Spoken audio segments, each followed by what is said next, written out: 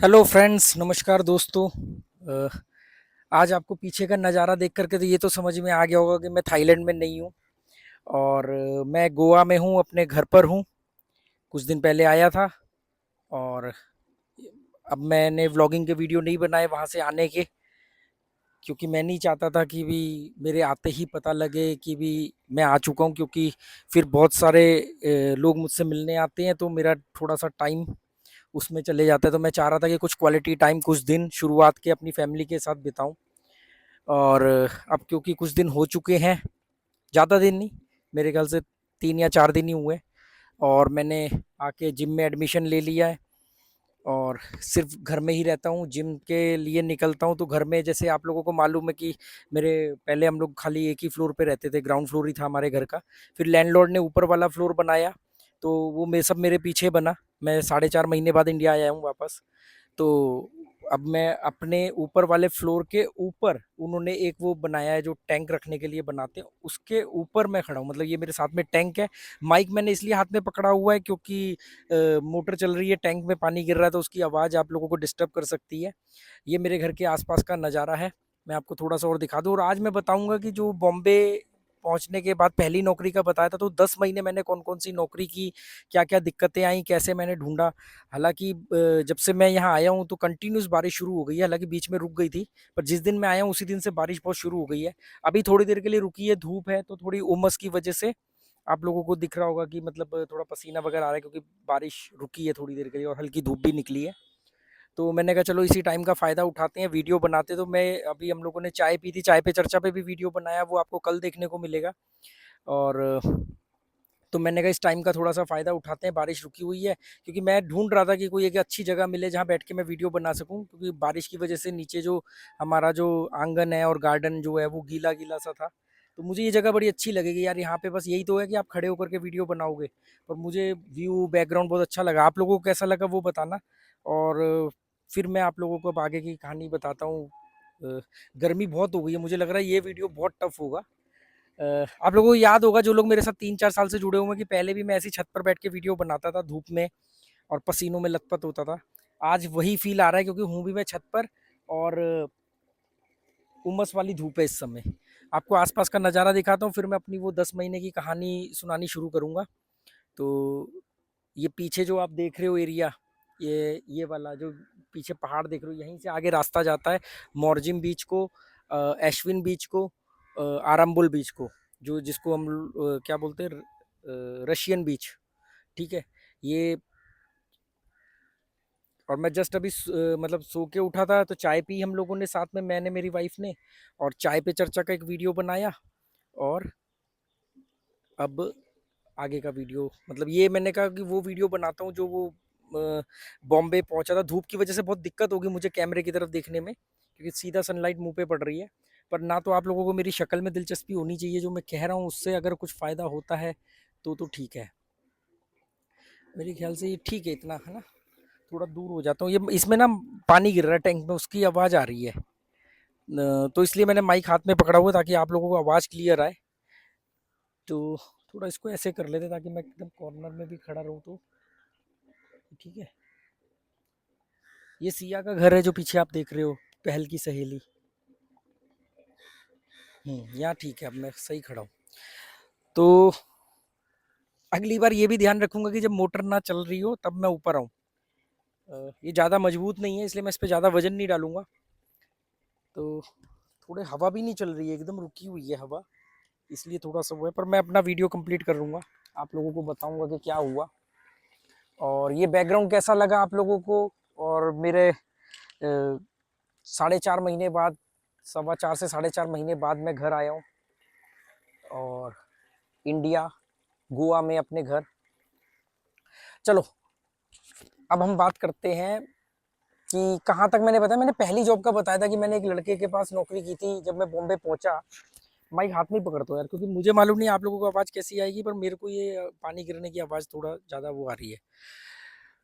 तो मैंने वहाँ तक बताया था कि एक लड़के के पास, मैंने 20-22 साल का लड़का था, उसके पास जॉब किया था। वो इलेक्ट्रिशियन था, बैग पकड़ के मैं जाता था, पर वो थोड़ा होता है ना, निकम्मे टाइप के यंगस्टर कई होते हैं जो काम में मन नहीं लगता। हवा अच्छी चल रही है अभी, ऐसी हवा चलती रहे तो बहुत मज़ेदार, मैं आराम से, कोई धूप भी नहीं चुभेगी फिर।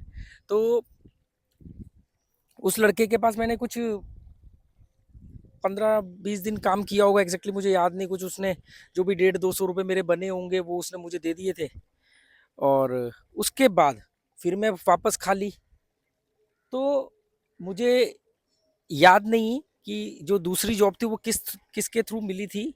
किसी जान पहचान, जैसे सब बहुत लोगों को बोल रखा था, मेरे कज़न ने भी बहुत लोगों को बोल रखा था कि इसके लिए कोई काम हो तो बताना।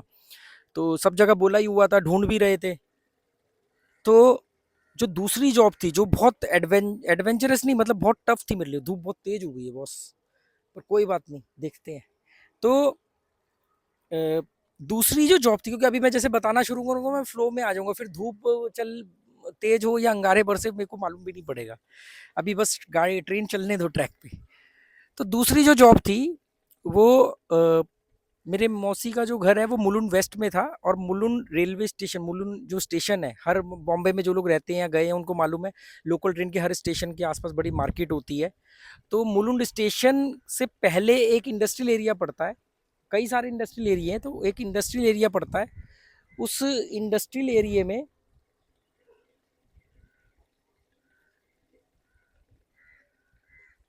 उस इंडस्ट्रियल एरिया में एक मेरे को बंद लंगूर को आया है, ये डॉग है, वो किसी को मार रहे हैं, वो भगाया है, मतलब कुछ लड़ रहे होंगे। हाँ, ध्यान भटक रहा है। तो वो थी प्रिंटिंग प्रेस। एक प्रिंटिंग प्रेस थी जहाँ पर मतलब ये पोस्टर वगैरह या ऐसा कुछ भी, आप लोगों को मालूम है प्रिंटिंग प्रेस, जहाँ पर कागज की छपाई, देसी भाषा में हिंदी में बोले तो कागज की छपाई होती थी। प्रिंटिंग प्रेस, बड़े बड़े पोस्टर या किसी कंपनी का कोई, देखो ये क्या आया है, देखा, यही बड़ा होकर के वो, इसको हम लोग वो बोलते हैं हरा तोता, टिड्डा, टिड्डा है ये, ग्रास हॉपर बोलते हैं ना इसको, ग्रास हॉपर, ग्रास हॉपर उड़ गया। बहुत बुरा हाल है बॉस, आज का वीडियो बड़ा टफ होगा क्योंकि ये ना धूप, वो उमस वाली धूप है, मतलब क्योंकि बिल्कुल देखो हवा रुकी हुई है। तो मैं कैमरे की तरफ नहीं देख पाऊंगा, कोई दिक्कत नहीं। तो वो प्रिंटिंग प्रेस में मेरी जॉब लगी, मुझे एग्जैक्टली मालूम नहीं, किसी के रेफरेंस पे मैं गया, वहाँ पे उनको हेल्पर चाहिए था।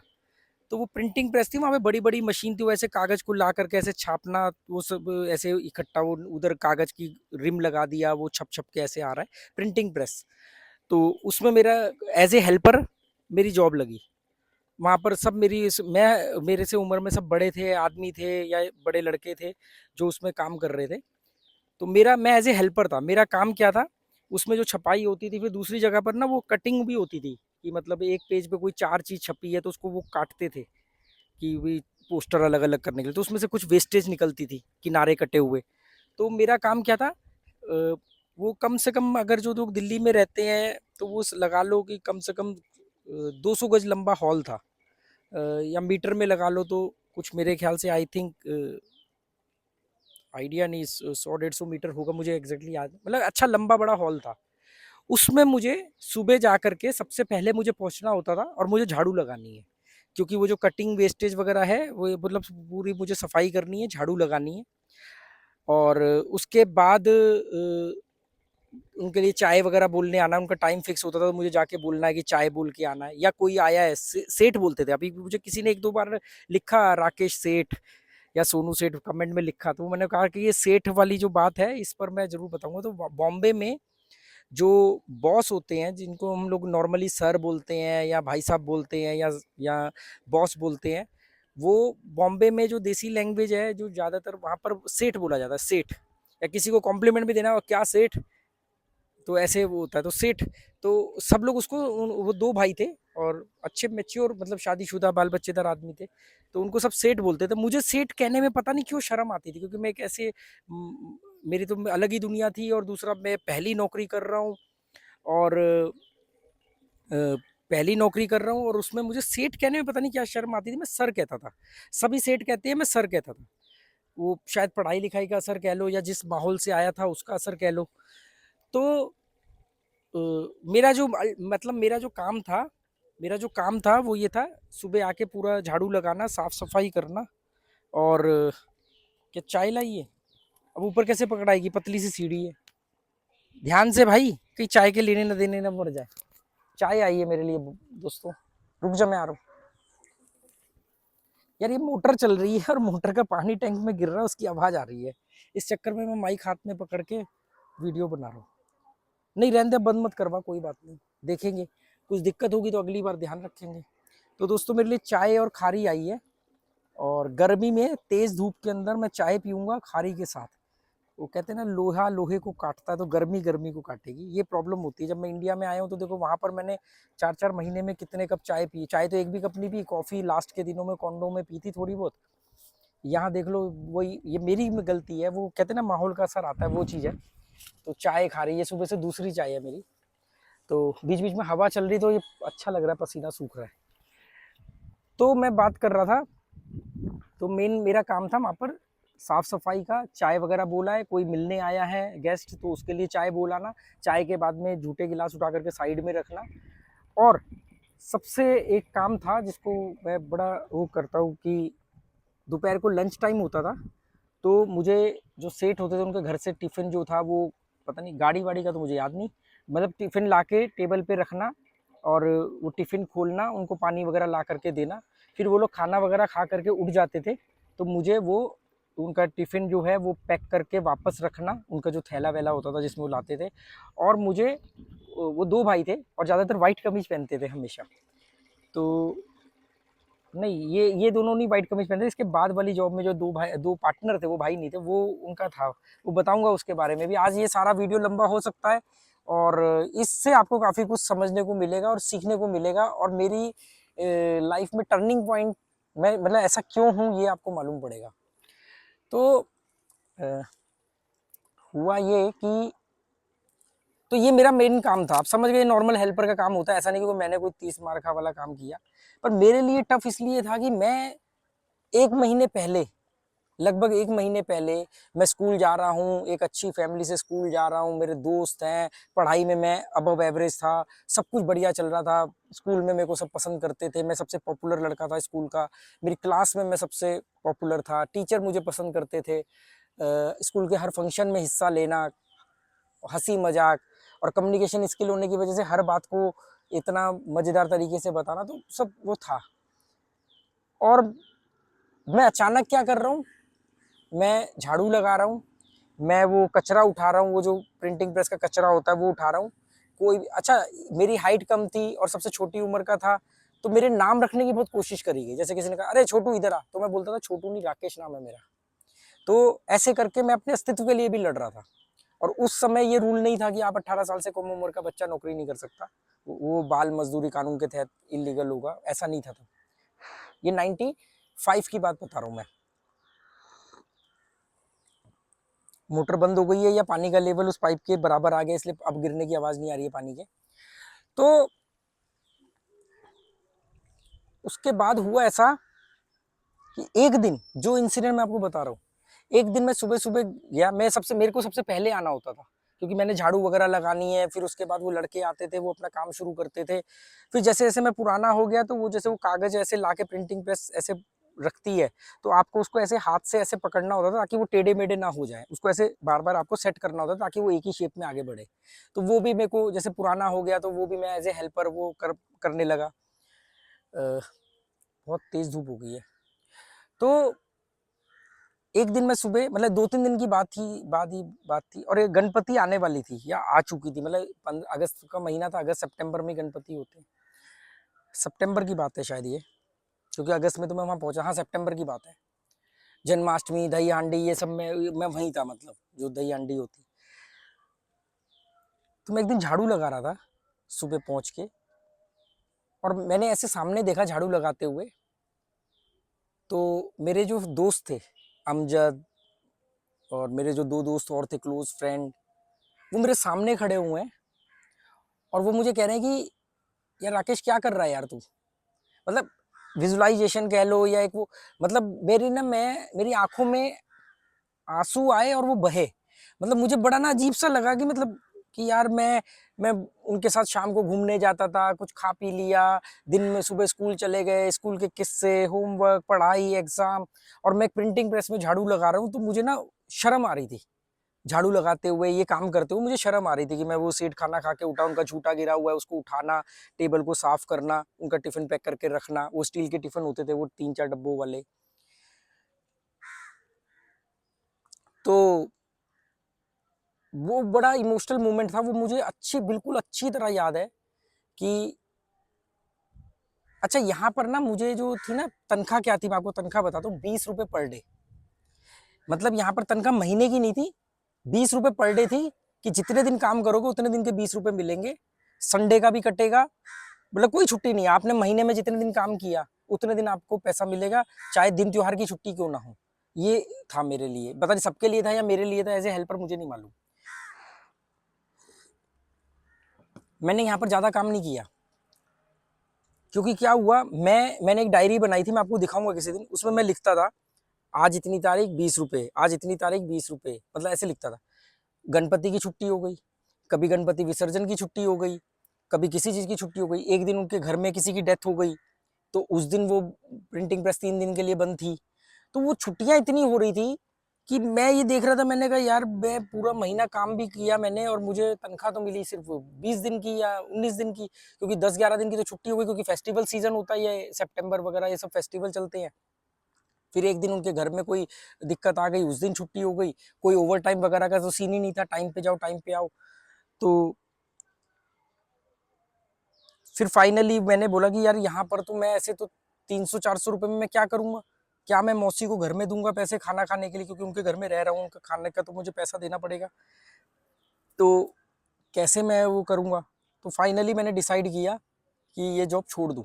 और फिर मैंने उनको बोला कि मेरी कहीं, मैंने कुछ पढ़ाई वढ़ाई का रीज़न दिया कि मेरे को 10th कंप्लीट करना है या ऐसा कुछ कह के मैंने बोला मैं छोड़ रहा हूँ। तो उन्होंने मुझे मेरे पैसे दे दिए। ठीक है। प्रॉब्लम वो जो मैं मोमेंट आपको बता नहीं पा रहा, वो उसको मैं डिटेल में बताना चाह रहा था कि वो मैं रो पड़ा था कि मतलब मैं झाड़ू लगा रहा हूँ और वो सब बहुत इमोशनल मोमेंट था वो मेरे लिए। बहुत ही तेज धूप हो गई है यार, अगर इधर खड़े होंगे तो ये ऐसे पड़ रहा है। उसके बाद कई जगह बात चली।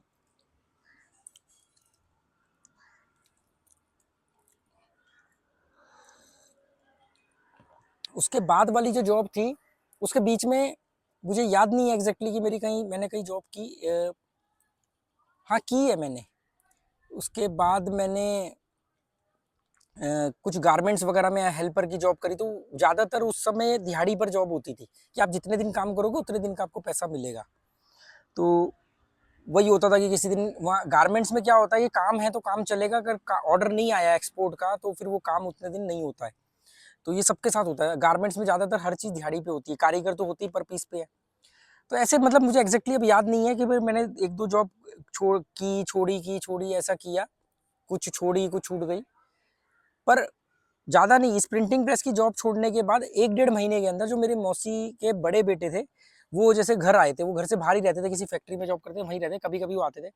मैंने उनको बोला, मैंने कहा टीटू भाई, उनको उनका निकनेम टीटू था, मैंने कहा टीटू भाई कोई ऐसी जॉब लगाओ ना जिसमें थोड़े पैसे भी अच्छे मिले।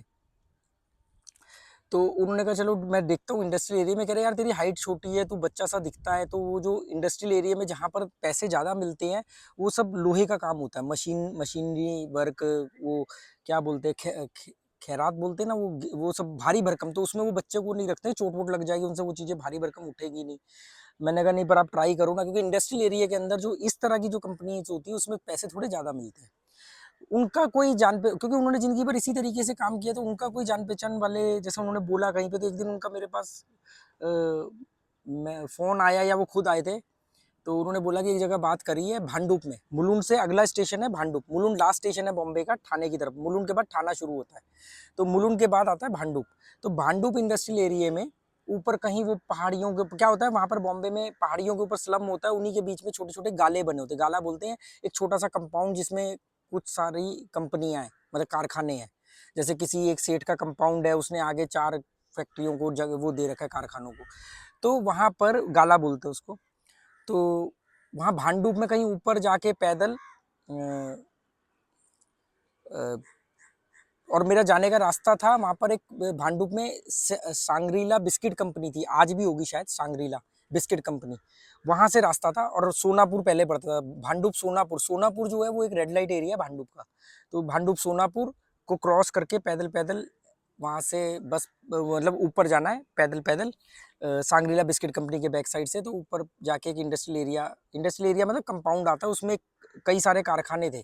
उसमें से एक कारखाने में मेरे कज़न का जो जान पहचान वाले व्यक्ति था, वो भाई साहब काम करते थे, या उनका अपना काम था, मुझे मालूम नहीं। तो उनके साथ वाले कारखाने में उनको लड़कों की ज़रूरत थी, तो मेरी वहाँ पर जॉब लग गई। तो मेरी सैलरी क्या थी वहाँ पर, 8 घंटे की ड्यूटी थी, 30 रुपये मिलेंगे 8 घंटे के, और ओवर टाइम करना पड़ेगा। तो ओवर टाइम 4 घंटे का होता था, तो 4 घंटे के आपको 15 रुपये मिलेंगे। तो मतलब 30 घंटे की ड्यूटी थी, 8 घंटे की, ओवर टाइम करना मैंडेटरी था, काम है तो ओवर टाइम करना ही पड़ेगा, और ओवर टाइम के आपको 15 रुपये एक्स्ट्रा मिलेंगे। आधे घंटे का लंच होता था, शायद 1 से 1.5 के बीच का लंच टाइम होता था। एक चाय लंच से पहले मिलती थी, और 2 चाय शाम को मिलती थी। एक मिलती थी लंच के बाद 3 बजे के आसपास एक चाय मिलती थी, और एक चाय मिलती थी बिल्कुल छुट्टी होने से जस्ट पहले, ठीक है। तो सुबह 8 बजे वो शुरू होता था काम, 8 बजे की टाइमिंग थी। तो मैं मुलुंड से भांडुप बस पकड़ के, उस समय मेरे बस की टिकट थी 50 पैसे। अभी कुछ इंसिडेंट आपके साथ शेयर करूंगा, और इन सबके मतलब प्रूफ वूफ तो देने की जरूरत नहीं, क्योंकि मेरे को फर्क नहीं पड़ता कोई सच माने या झूठ माने। एक दो ने लिखा कि बहुत बढ़िया आप कहानी बना के झूठ बोलते हो, या जो भी, किसी जिसको जो समझना वो समझे। तो मेरे पास, पर मैं आप जो लोग जुड़े हैं दिल से, उनको मैं जरूर दिखाऊंगा वो चीज़ें, कि जो मैं ये बातें कर रहा हूँ इसमें जो जिक्र आएगा, उनके बहुत सारी चीज़ें हैं मेरे पास, आज भी संभाल के रखी है मैंने। दोस्तों अच्छा ये हुआ कि कुछ बादल आ गए हैं, सूरज के आगे धूप कम हो गई है और हवा चलने लग गई है। तो मैं बात कर रहा था, तो वहां पर मेरी जॉब लग गई। 8 बजे जॉब, मुझे किसी भी हालत में पहुंचना होता था। और क्या होता था, आपको वहां पर टाइम लिखना होता था कि इतने टाइम पर आप आए हो। और जो सेट होते थे, 2 पार्टनर थे, दोनों दोनों साउथ इंडियन थे, दोनों ही व्हाइट कलर की कमीज हमेशा पहनते थे, शर्ट। और दोनों ने ग्राउंड से बिजनेस शुरू किया था। कभी वो जो चीज इंजीनियर थे, वो इंजीनियरिंग का जो काम खुद उन्होंने ग्राउंड लेवल पे किया था, और फिर उन्होंने वो कारखाना शुरू किया। तो 2 पार्टनर थे। एक पार्टनर बहुत कम बोलने वाला और बहुत कम गुस्से वाला और मुस्कुराने वाला, वो बहुत पतला था। और एक दूसरा पार्टनर जो था, वो, उसकी हाइट थोड़ी सी कम थी, थोड़ा मोटा सा था, सांवला सा, और उसके यहाँ दाढ़ी रखी हुई थी, इसने फ्रेंच कट। तो एजेड थे। तो हम लोग जैसे इशारों में लेबर आपस में बात करती है, तो किस सेठ के बारे में बात करनी है, तो अगर तो पतले वाले सेठ के बारे में बात करनी, तो उनका इशारा ऐसा था, मतलब पतला। और दाढ़ी वाले सेठ के बारे में इशारे से बात करनी है, तो ये था। होता ना, लेबर काम कर रही है, तो कौन बैठा हुआ है कैबिन में, कैबिन नहीं था, ओपन ही था, उन्होंने एक स्टूल रखा हुआ था, एक हॉल था, हम सब उसमें काम कर रहे हैं, मशीनें लगी हुई है। एक हॉल के एंट्री गेट के पास में ही एक उन्होंने टेबल लगाया हुआ था, उस पर टेबल के पीछे 2 कुर्सी थी, जहाँ वो बैठते थे। तो वो सब जैसे आपस में लेबर होती ना, बात करना, चुगलखोरी करना, वो सब। तो वो एक इशारा था ऐसे वाला, मतलब पतला सेठ आया हुआ है या दाढ़ी वाला है या नहीं है, ऐसे करके। मैं उनको सर कहता था, तो वो इस बात से उनको दिख गया था कि ये पढ़ा लिखा है, किसी मजबूरी की वजह से इसने पढ़ाई छोड़ दी है, सर कहता था। अच्छा, मेरी काउंटिंग सबसे अच्छी थी, क्योंकि बाकी सब तो वो स्लम एरिया से आए हुए कम पढ़े लिखे लोग थे। तो मैं बहुत फास्ट गिनती करना, काउंटिंग करके बताना, इंग्लिश में उनको बताना। तो जो भी जो पीस होते थे, अभी मैं बताऊंगा किस चीज़ का कारखाना था, और उसके बहुत सारी अच्छी कहानी है। तो ये होता था कि काउंटिंग करना है, कितने बॉक्स आए हैं। वो ट्रे होती थी, जैसे दूध की ट्रे होती है ना, प्लास्टिक की, ऐसे वो ट्रे थी। उस ट्रे के तो कितनी ट्रे आई है, और हर ट्रे में पीस ओके है कि नहीं ओके है। तो वो काउंटिंग वगैरह मेरे को दे दी उन्होंने कि भाई राकेश गिना करेगा। तो वहां पर मेरा काम शुरू हुआ। सुबह 8 बजे किसी भी हालत में पहुंचना, 50 पैसे की टिकट लेकर के मैं बस में बैठता था, बीएसटी की बस। वहाँ मेरे मौसी के घर के आगे से ही मुलुंड वेस्ट का वैशाली नगर का बस स्टेशन है, तो बस स्टॉप है, वहाँ से वैशाली नगर से बस पकड़नी है। नहीं, वैशाली नगर से नहीं, डायरेक्ट वहाँ की भांडुप की बस मिलती थी। वैशाली नगर से स्टेशन की बस मिलती थी, और कहीं की मिलती थी डायरेक्ट। भांडुप की बहुत कम बस थी जो भांडुप होते हुए जाती थी, तो वो बहुत मुश्किल होती थी। तो मैं क्या, पैदल पैदल करते हुए, चलते हुए मेन रोड पे आना है, बाल राजेश्वर रोड, जो बॉम्बे से बाहर जाता है, हाईवे जो कह लो, उस पर आना। वहां से मुझे वहां से हर बस ही भांडुप जाती थी, क्योंकि वो उसी रोड पे सीधा। तो वहां से पैदल आना, और पैदल आकर के भांडुप की बस पकड़ना, क्योंकि अगर मैं बिल्कुल घर के आगे वाले बस स्टॉप से, आखिरी स्टॉप है वैशाली नगर, वहां से बस पकड़ूंगा, आप लोग चेक कर सकते हो गूगल में, आखिरी स्टॉप है। तो वैशाली नगर से तो भांडुप को मुड़ने वाली बस बहुत कम है, 1-2 ही बस थी, बाकी सारी स्टेशन जा रही है। तो फाइनली मैं पैदल आना मेन रोड तक और पैदल आकर के फिर भांडू की बस पकड़ना, कई बार लेट हो जाना। तो वहां पर डायरी पे टाइम लिखना होता है, आप सुबह जितनी देर लेट आए हो आपको शाम को उतनी देर लेट जाना है, या आपका उतने घंटे का पैसा कटेगा। वो जो दोनों सेट थे ना, उसमें से वो जो दाढ़ी वाला जो था ना, वो थोड़ा ज्यादा लीचड़ था, बहुत शार्प कैलकुलेशन। तो वो इतना लीचड़ था, लीचड़ कहो या मतलब लीचड़ वर्ड राइट नहीं है, नेगेटिव वर्ड है, मतलब वो उसकी कैलकुलेशन थी कि अगर कोई आदमी सुबह 1 घंटा लेट आया है या आधा घंटा लेट आया, 5-10 मिनट की चल जाता है अगर, तो या तो वो उतना ही काम करके जा रहा है, या फिर उसका ना घंटों तक के हिसाब से पैसे कटते थे। अच्छा, मेरे लिए मेरे को कामयाबी इतनी जल्दी चाहिए, जरूरी थी कि मैं भी आकर के घर पे लिखता था आज की दिहाड़ी इतनी, आज की दिहाड़ी, और मैक्सिमम टाइम ओवर टाइम होता ही था। मतलब शायद मुझे याद है मैंने वहां पर कई महीनों काम किया, बहुत कम दिन ऐसे हुए कि जिस दिन ओवर टाइम नहीं था, तो रोज ही ओवर टाइम होता था, मतलब काम उनके पास अच्छा था। ठीक है, काम क्या था? अच्छा, मैंने इसमें एक चीज बताना भूल गया।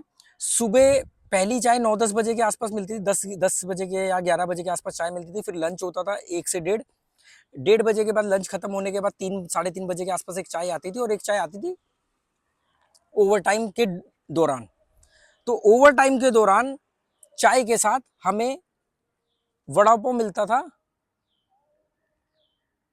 एक एक, हाँ, एक एक वड़ा पाव एक चाय मिलती थी। वड़ा पाव तो वैसे भी मेरी जान होते था, तो मतलब ओवर शाम को चाय के साथ, वो ओवर टाइम वाले में चाय के साथ एक वड़ा पाव भी मिलता था। वड़ा पाव लेने वहां पर मेरा एक दोस्त बना था, बहुत अच्छा दोस्त बना था। वो कभी जिंदगी रही तो उसको दोबारा ढूंढूंगा, हो सकता है उसी एरिया में हो। उसका नाम था राजू। राजू नाम का लड़का मेरा दोस्त बना था, क्योंकि वही मेरे बाद मेरे से जो बड़े में सबसे यंग था, जो मेरे करीब एज में था, वो राजू ही था। राजू मुझसे 2-3 साल बड़ा होगा, और उसकी वो वहीं आसपास ही रहते थे। वो ऊपर झुग्गी झोपड़ियां थी सारी, जो स्लम होता है। तो और लोकल था राजू, महाराष्ट्रियन था, बाकी कुछ यूपी से थे, कहीं से था। मैं पंजाब से आया था, तो वो मुझे मालूम क्या कहते थे, तुम तो जय जय माता दी वाले हो ना, क्योंकि वो होता है ना जय भीम वाले और ये वाले वो वाले। तो वो मुझे राजू कहता तुम तो जय माता दी वाले हो ना। उस समय पिक्चर रिलीज हुई थी DDLJ, दिल वाले दुल्हनिया ले जाएंगे। जब मैंने घर छोड़ा नहीं था, तब ये ट्रेलर आना शुरू हुआ था DDLJ का। जब मैं बॉम्बे पहुंच गया था, तब ये पिक्चर रिलीज हुई थी। तो बोलते थे, अरे यार तुम्हारा तो वो दिल वाले दुल्हनिया ले जाएंगे, तुम्हारा पंजाब तो बहुत बढ़िया दिखाया, तुम्हारा पंजाब तो बहुत बढ़िया दिखाया है, तुम तो जय माता दी वाले हो, ऐसे बात होती थी। वो राजू मेरा अच्छा दोस्त बन गया था, और हम लोग ज्यादातर खूब बात भी करते थे आपस में। मेरी सबसे बातचीत होती थी, राजू से थोड़ी ज्यादा होती थी, क्योंकि वो मेरे एज के करीब था। और उसकी एक आदत थी ऐसे ऐसे करने की, वो होती ना कईयों में कुछ आदत होती है, वो ऐसे ऐसे करता था, हर थोड़ी देर बाद उसने ऐसे ऐसे करना है। तो मुझे बड़ा मतलब अच्छा दोस्त था वो मेरा। और राजू साइकिल से आता था, तो जिसके पास साइकिल थी, राजू दो ही लोगों के पास साइकिल थी, उसमें से जिसके एक के पास बोरिक नाम था, बारिक, बोरिक या बारिक नाम था उसका, वो उसके पास भी साइकिल थी, पर वो सीनियर कारीगर था, तो उसको तो भेजेंगे नहीं बड़ा पाव लेने। तो दूसरा बच्चा जिसके पास साइकिल है राजू, तो राजू साइकिल लेकर के वड़ा पाव लेने जाता था। तो वड़ा पाव जिस दुकान से वो वड़ा पाव लाता था, वो वड़ा पाव जैसे मान लो कितने 11-12 लोग होते होंगे ऑफिस में काम करने वाले, और 2 सेठ, तो मतलब 14-15 वड़ा पाव लाना। तो वो जो भी वड़ा पाव लाता, मुझे एग्जैक्टली याद नहीं, शायद 2 वड़ा पाव मिलते थे, एक नहीं 2 वड़ा पाव मिलते थे, 2 वड़ा पाव और एक चाय मिलती थी। तो 25-30 वड़ा पाव लाना, तो जो वड़ा पाव लेने आता था वो उसको 2 वड़ा पाव खिलाता था कमीशन के तौर पे, मतलब देता था कि भी मेरी दुकान से लेने आया है। तो राजू जाता था, दो ही लोगों के पास साइकिल थी, उसके पास तो वो काली वाली वो जो साइकिल होती थी वो थी, जो वो सीनियर था इसलिए वो कभी गया नहीं बड़ा पाव लेने, क्योंकि मशीनें कई तरह की थी। ड्रिलिंग ड्रिलिंग मशीन होती है ड्रिल करने की, फिर एक टाइपिंग मशीन होती है जो अंदर चूड़ी बनाती है, वो भी ऐसी चलती है चूड़ी बनाने वाली मशीन। फिर बफिंग वाली मशीन जो पॉलिश करती है। फिर एक वो होता है उसमें वो घिसने वाली मशीन, ऐसे करके छोटी छोटी मशीन थी जो हम लोग चला लेते थे। पर कुछ मेन मशीनें होती थी जो पार्ट्स को फिनिश करना, बड़ी मशीन है, वो सिर्फ 2-3 सीनियर कारीगर ही चलाते थे, वो कोई और नहीं चलाएगा।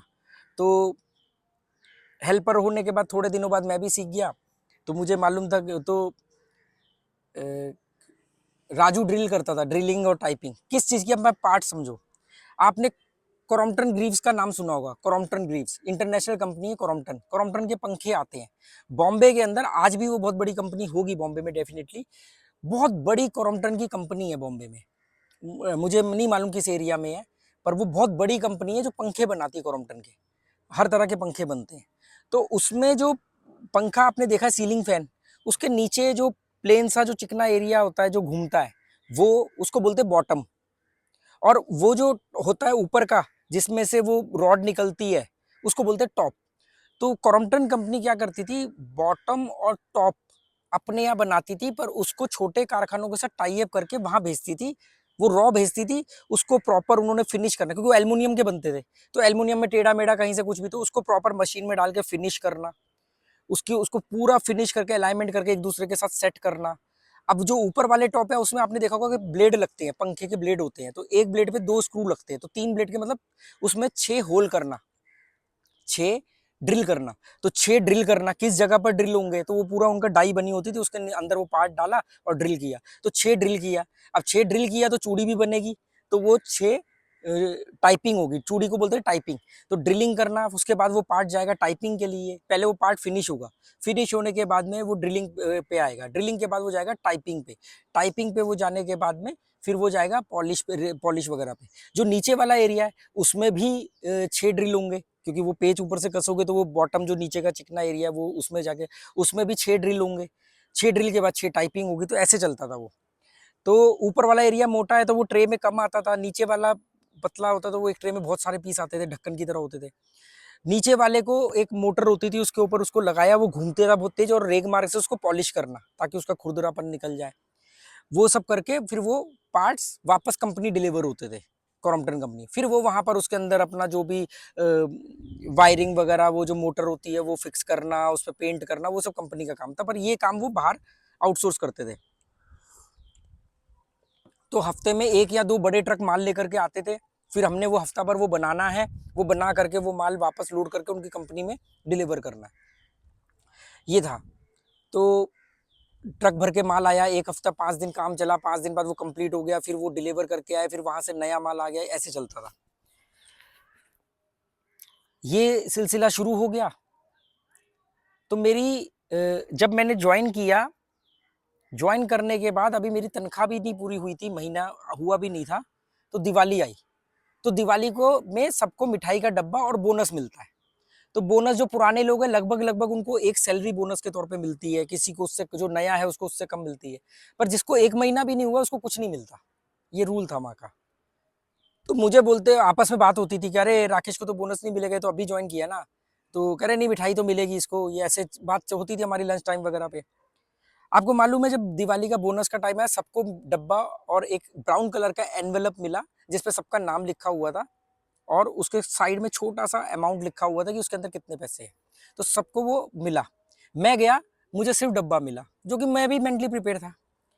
पर मुझे वो जो दाढ़ी वाला, जो खड़ूस गुस्से वाला जो सेठ था, उसने मुझे चुपचाप अकेले में जाते टाइम, जैसे पूजा वूजा हो गई, दिए वगैरह जला दिए, अब सब जा रहे हैं, तो जैसे मैं भी जा रहा हूँ, तो जाते टाइम उसने, उस सेठ ने मुझे एक लिफाफा पकड़ाया। उस लिफाफे में 200 रुपए थे।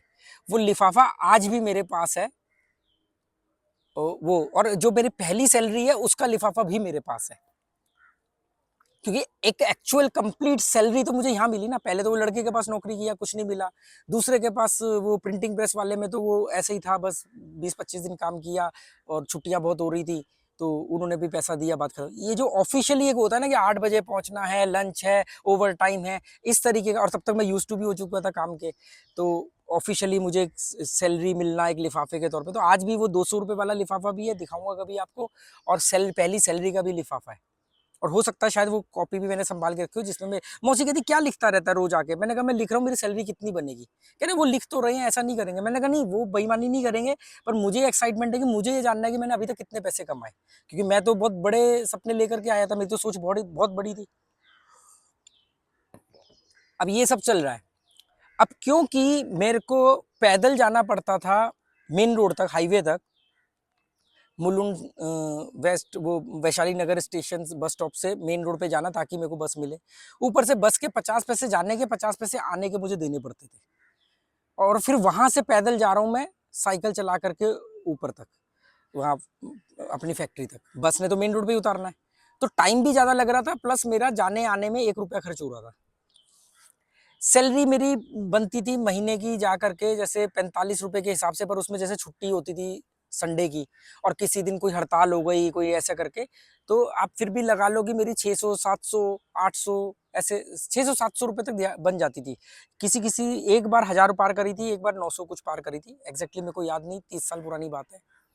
तो मैंने फिर एक साइकिल के लिए बोला कि भी मेरे को एक सेकेंड हैंड साइकिल खरीदनी है, मैं साइकिल लेकर के साइकिल से जाऊंगा। एक तो यहाँ से अपने घर से ही साइकिल लेकर के निकलूंगा, सीधा फैक्ट्री तक पहुंचूंगा, बस का 1 रुपया भी बचेगा, और ये जो थोड़ा बहुत पैदल चलना है वो भी बचेगा। तो मैंने एक साइकिल खरीदने के लिए, सेकेंड हैंड साइकिल के लिए लोगों को बोला, मेरे कजन ने भी बोला।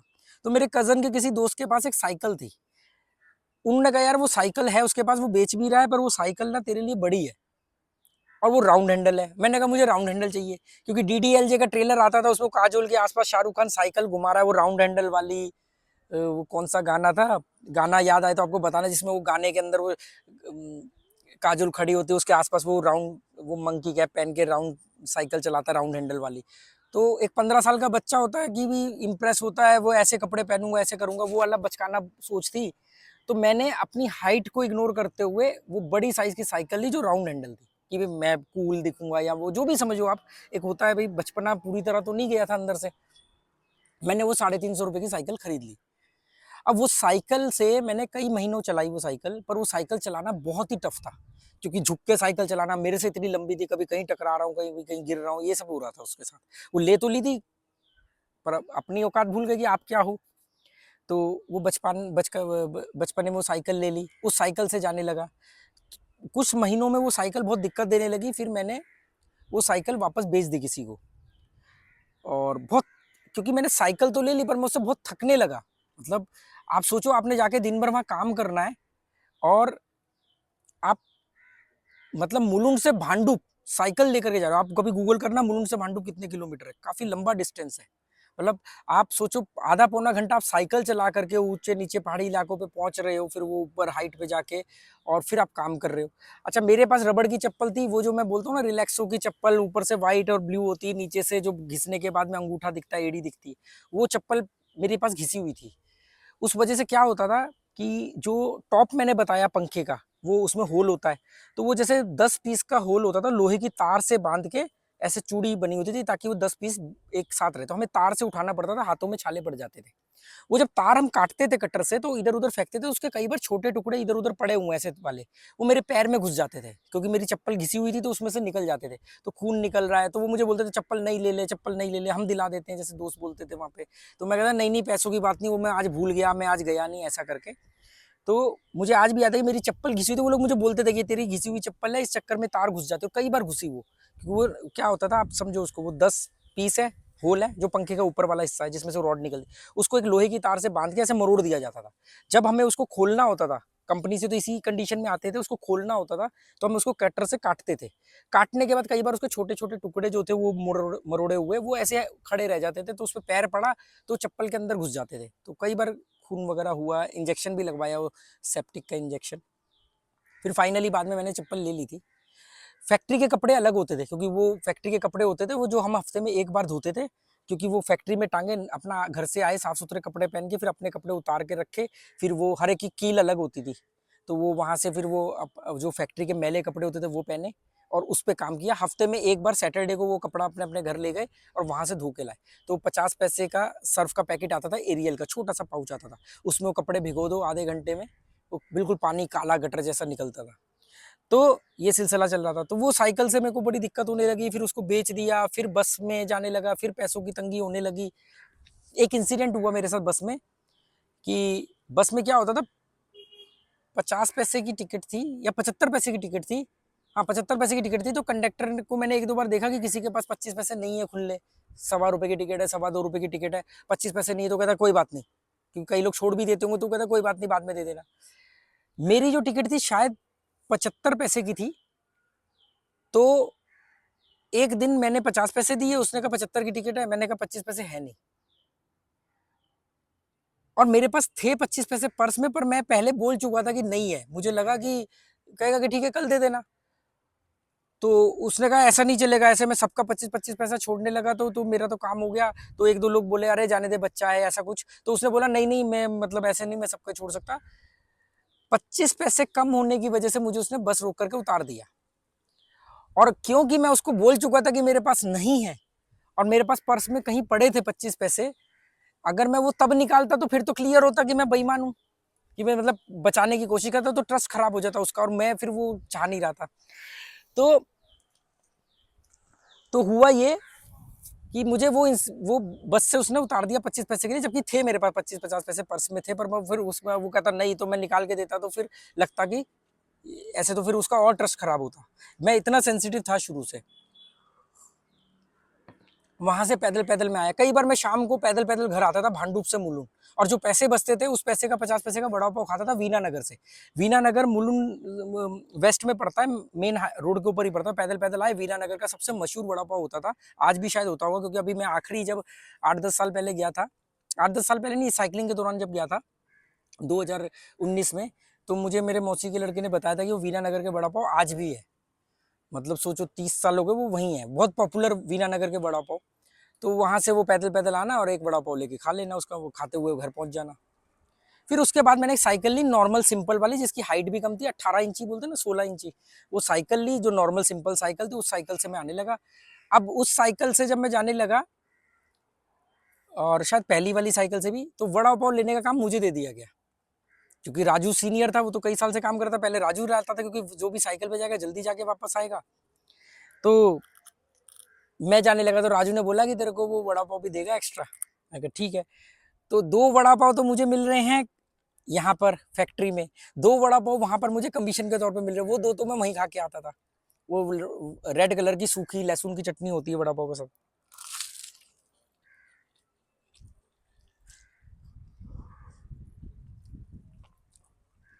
तो अब 2 वड़ा पाव खाने का, 2 वड़ा पाव और क्या खाऊं, तो कई बार मैं वो वड़ा पाव घर लेके आता था, तो वो टॉनी भी पाव खा लेता था वहां पर, जो टॉनी था।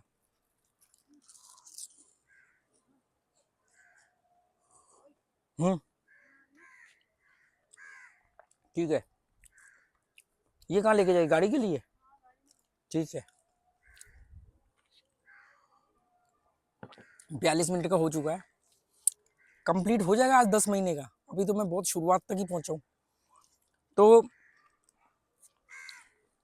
ये सिलसिला वहाँ चलने लगा, और सैलरी 800-900 बनने लगी, सब कुछ बढ़िया चल रहा था। साइकिल थी, साइकिल भी ठीक हो गई, जॉब भी सही मिल गई। पर एक चीज जो थी कि मैं क्रियाशील और प्रगतिशील था, सोच जो थी मेरी, प्रोग्रेसिव सोच, उसके चक्कर में मेरा दिमाग रुक ही नहीं रहा है। काम कर रहा हूँ, सब कुछ ठीक चल रहा है, पर मैं ये ठीक के लिए तो मैं आया ही नहीं, मैं हूँ बना ही नहीं हूँ। तो मेरे जो मौसी की एक 3 बेटियां हैं, तो उनमें से एक बेटी के हस्बैंड जो है वो ऑटो ड्राइवर थे, ऑटो चलाते थे बॉम्बे में। तो पहले वो किसी और का चलाते थे, फिर उन्होंने अपना खरीद लिया। क्या होता है, जो किसी और का ऑटो चलाएगा तो वो ब्राउन कलर के कपड़े पहनेगा, और जो ऑनर होगा, अगर ऑनर अपना ऑटो खुद चला रहा है, वो व्हाइट कलर के कपड़े पहनेगा। ऐसा रूल था वहाँ, आज भी होगा। तो मैं उनसे बोलता था, जीजा जी ऑटो कितने का आता है? उन्होंने बोला कि नया ऑटो जो है वो उस समय 35,000 के आसपास आता था। ये बजाज का जो ऑटो है, जो बॉम्बे में ऑटो चलते हैं, ऑटो रिक्शा, उन्होंने बोला कि 35,000 के आसपास का नया ऑटो निकलवा लेते हैं, मतलब आता है। तो मेरे को एक गोल क्या मिला कि मैं ये जो काम कर रहा हूँ ये करता रहूंगा, और इससे मैं पैसे इकट्ठे करूंगा, और सबसे पहले मैं 35,000 का एक ऑटो खरीदूंगा, और ऑटो खुद नहीं चलाऊंगा। तो मैंने उनसे पूछा था, तो वो कह रहे कि जो अगर आप ऑटो किसी को चलाने को देते हो, तो दिन वाला 150 रुपये देता है, रात पाली वाला 100 रुपये देता है। क्योंकि दिन में कस्टमर ज्यादा होते, रात में कम होते, तो रात पाली वाला कुछ 80 या 100 रुपये देगा, और दिन वाला 150 रुपये के आसपास देता है। तो मैंने हिसाब लगाया कि मैं तो यहाँ पे कर ही रहा हूँ, मेरे को 800-900 रुपये मिल ही रहे हैं, मैं पैसे इकट्ठे करूंगा, 35,000 का एक ऑटो लूंगा, और ऑटो लेकर के चलवाऊंगा उसको दिन और रात, तो दिन वाला 150 रुपये देगा। ऐसे दिमाग में चल रही है प्लानिंग। मैंने राजेश भाई को बोल के, जो मौसी के बेटे थे, उनको बोल करके मैंने कहा कि मेरा एक बैंक अकाउंट खुलवाओ, ताकि मैं पैसे जमा करूं। तो मैं 500 रुपये महीना मौसी जी को दिया करता था, क्योंकि मैं उनके घर में रह के खाना वाना खा रहा था, क्योंकि वो भी फाइनेंशियल तो मतलब है नहीं इतना, और हो भी तो भी देने तो चाहिए। तो मैं 500 रुपये उनको देता था अपने खाने के नाम पर, और बाकी के जो 300-400 रुपये होते थे वो मैं जमा करने के लिए, मैंने उनको बोला मेरा एक बैंक में अकाउंट खुलवा दो। तो उन्होंने मुलुंड में किसी को बोल के, रेफरेंस चाहिए होता है ना, कि अपने किसी दोस्त को बोल के, और मुलुंड के अंदर, मुलुंड ईस्ट में, नहीं ईस्ट नहीं, मुलुंड वेस्ट में ही, स्टेशन के आसपास Shyam Rao Vitthal bank, I don't know अभी वो चल रहा है बैंक या नहीं चल रहा है, पर श्याम राव विट्ठुल बैंक के अंदर मेरा बैंक अकाउंट खुलवाया। एक पासबुक मिली पतली सी, आज भी वो पासबुक मेरे पास है, उसमें मैंने कुछ पैसे जमा किए। आज भी उस बैंक में मेरे 500-600 रुपए पड़े हुए हैं, 30 साल पुराने। अगर वो बैंक दे और उस पर चक्रवर्ती ब्याज लगाए तो मुझे नहीं मालूम कि वो 500 रुपए कितने बने होंगे, पर मेरे पास वो पासबुक है और उसमें कुछ पैसे बैलेंस है, शायद 500 रुपए के आसपास है। मैं चेक करूंगा और आप लोगों को भी दिखाऊंगा किसी वीडियो में, जब ये पूरी कहानी खत्म हो जाएगी तब मैं आप लोगों को वो ये सारी चीजें दिखाऊंगा। मैंने भी नहीं, बहुत सालों से देखी हैं। तो वहां पर मेरा अकाउंट खुलवाया। प्लानिंग ये थी कि इस अकाउंट के अंदर मैं पैसे जमा करूंगा और 35,000 के कोट लूंगा। तो वो जीजा जी बोलते थे कि यार ये ना इतना आसान नहीं है, क्योंकि ना ये बड़े, जो ड्राइवर को जब आप देते हो तो फिर वो बहुत हेरा फेरी करता है, आपका ऑटो को बड़ा रफ चलाएगा, और ये, और मैंने पर मैंने ये सोच रखा था कि मैं खुद नहीं चलाऊंगा, मैं खुद कोई और काम करूंगा और मेरी एक दूसरी सोर्स ऑफ इनकम बनेगी। ये 15 साल की एज में मैं ये बॉम्बे में, ये मेरी प्लानिंग थी। इसके बाद अब यहाँ पर 800-900 से ऊपर मिल ही नहीं रहा है।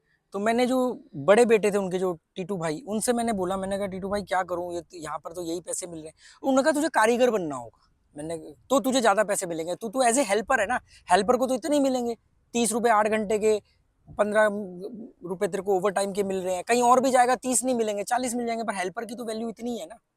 तो उन्होंने कहा तुझे कारीगर बनना पड़ेगा। मैंने कहा किस चीज़ का कारीगर? कह रहे देख, मोल्डिंग मशीन चलाने वाला तू बन गया ना तो तेरे को अच्छे खासे पैसे मिलेंगे, 60 रुपये 70 रुपये 8 घंटे के मिल सकते हैं, 100 रुपये तक भी मिल सकते हैं।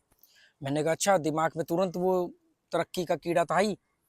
तो मोल्डिंग मशीन का मतलब होता है वो जो प्लास्टिक की मोल्डिंग मशीन होती है, जिसमें ऊपर से दाना डलता है, प्लास्टिक का दाना डलता है, फिर जो भी चीज़ उसमें बनानी होती है वो चीज़ की डाई लगती है और वो पिघल करके गरम गरम उसमें आता है और वो डाई ऐसे चिपकती है, और आप उसको, एक होती है ऑटोमेटिक, एक होती है मैनुअल। मैनुअल में आपको ही बंद करना है उसको, फिर आपने ऐसे किया वो बंद हो गया लीवर, फिर आपने दूसरे गियर से ऐसे दबाया तो उसके अंदर वो प्लास्टिक भर गया, लिक्विड वाला। फिर एक टाइमर होता है, उसके बाद में वो टाइमर बताएगा कि हाँ भाई वो पूरा पीस बन गया है। फिर आपने उसको खोलना है, खोलने के बाद में गरम गरम पीस हाथ से निकालना है और उसको फिर डाल देना है। फिर बाद में जो हेल्पर होते हैं वो उसकी कटिंग करते हैं, जो एक्स्ट्रा पीस होता है उसको काटते हैं प्रॉपर।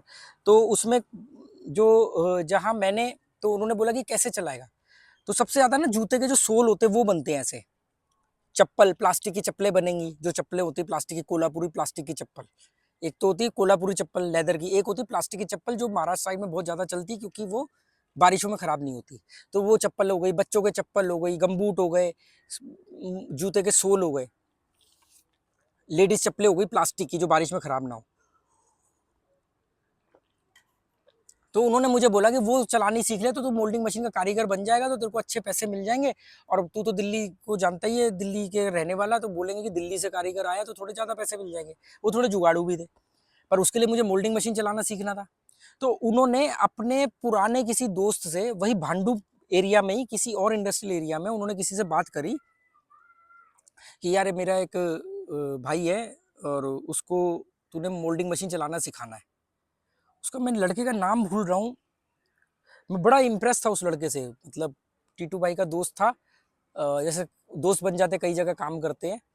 तो उसका नाम भूल रहा हूँ मैं, बहुत अच्छा नाम मुझे उसका याद था, पता नहीं कैसे दिमाग से निकल गया।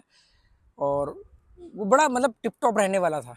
तो उसने बोला कि ठीक है तू एक काम कर, मैं सेठ को बोलूँगा कि हेल्पर की ज़रूरत है, मतलब हेल्पर तो चाहिए ही होते हैं, हेल्पर कह के यहाँ लगवा देते हैं। यहाँ पर हेल्पर कह के वो लग जाएगा।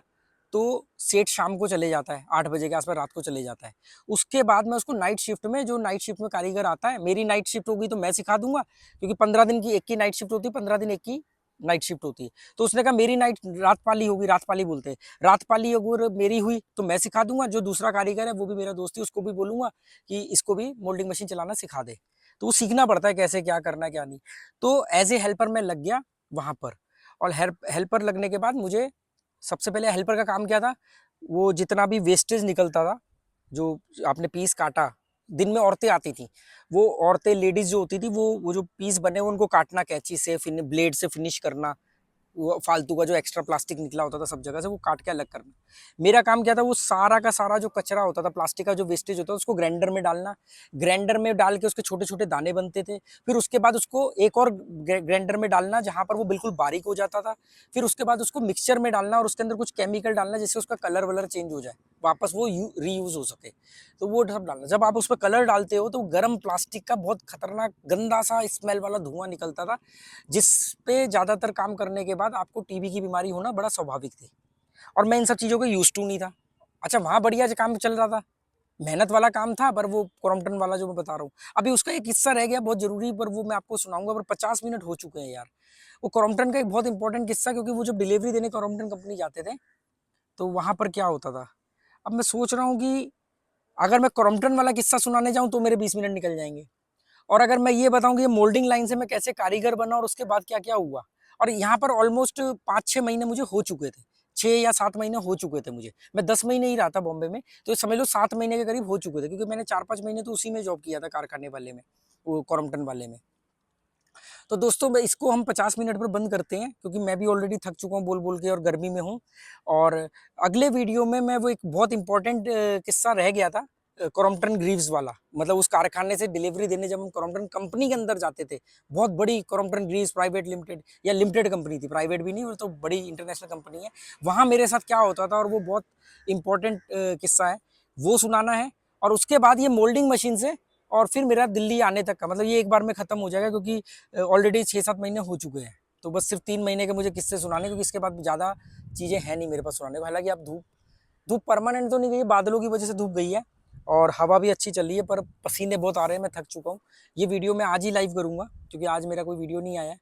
तो अगर आप लोगों को इसमें अच्छा लग रहा है, कुछ समझने सीखने को मिल रहा है, इसमें और भी 1-2 किस्से हुए हैं बीच में, इंपॉर्टेंट वाले किस्से। बाकी तो छोटे मोटे मैं मतलब जितने मुझे याद आ रहे सुना रहे, पर 2-3 इंपॉर्टेंट घटनाएं हैं। एक तो वो क्रॉम्पटन ग्रीव्स कंपनी जाने वाली, एक पंजाब से 2 लड़के आए थे मेरे ही गली मोहल्ले के दोस्त मुझसे मिलने, और वहां क्या ट्विस्ट आया था वो। और तीसरा ये जो मोल्डिंग मशीन वाला था, इसको हम वाइंड अप करेंगे अगले एक ही वीडियो के अंदर, ये सारी चीजें खत्म करूंगा। अगर आप लोगों को ये सब सुनने में अच्छा लग रहा है तो कमेंट कर देना। तो कमेंट से मुझे लगेगा कि जब आप लोगों के कमेंट आते, भले मैं कमेंट पे रिप्लाई ना कर पाऊँ, पर ये मत सोचना मैं एक एक कमेंट पढ़ता हूँ। और तो थोड़ा सा लगता है कि ठीक है यार, लोग दिलचस्पी ले रहे हैं तो उनको सुनाना चाहिए अपना किस्सा जो भी है, शायद किसको कब कहाँ से कौन सा रास्ता दिख जाए। तो ये हो गया। और अगर आप लोगों में से बहुत सारे ऐसे लोग होंगे जो कमेंट करना पसंद नहीं करते हैं, लाइक वगैरह करना पसंद नहीं करते, होती कईयों की आदत, तो कोई दिक्कत नहीं है। अगर आप सिर्फ टाइम भी लिख दोगे कि हमने 52 मिनट तक ये वीडियो देखा है, तो भी ये रहता है कि हाँ चलो यार, मतलब कुछ लोग तो हैं जो यहाँ तक पहुंचे, तो मजा भी आता है आगे, मतलब कि बताने में दिलचस्पी भी रहती है। चलो दोस्तों, आप 50-52 मिनट का वीडियो हो चुका है और मैं गोवा में आ चुका हूँ। अगला वीडियो में इसको कंप्लीट करेंगे, और बीच बीच में आपको कुछ चाय पे चर्चा और मेरे गोवा की जो लाइफस्टाइल है वो भी देखने को मिलेगी। होम टूर भी मैं दिखाऊंगा, मेरा ऊपर वाला फ्लोर कैसा बना है, लाइब्रेरी कैसी है ऊपर, गार्डन की क्या कंडीशन है, इन सब पर वीडियो बनाता रहूंगा। 53 मिनट हो चुके हैं। Okay, goodbye, thank you.